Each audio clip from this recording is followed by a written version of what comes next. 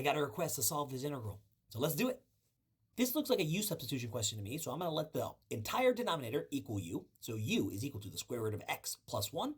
Then du is the derivative of the square root of x plus 1, which is 1 over 2 root x dx.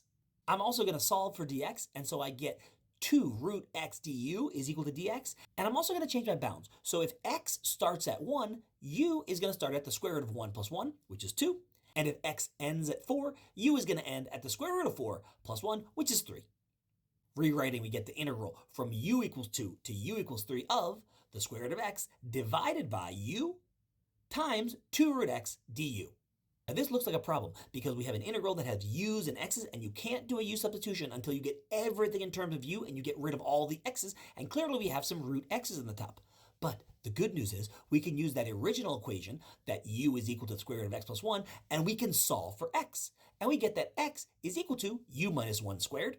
And since root x times root x is x, we can replace x with u minus 1 squared, giving us the integral from 2 to 3 of 2 times u minus 1 squared all over u du. And from here, it's pretty straightforward. We get the integral from 2 to 3. 2u squared minus 4u plus 2 all over u du. Canceling out the u where we can, we get the integral from 2 to 3 of 2u minus 4 plus 2 over u du. But each of those terms individually is easy enough to integrate. The antiderivative of 2u is u squared. The antiderivative of negative 4 is negative 4u. And the antiderivative of 2 over u is 2 log u. You might be thinking the integral of 2 over u should be 2 times log of absolute value of u, but since u is going from 2 to 3, we don't need to worry about the absolute values here.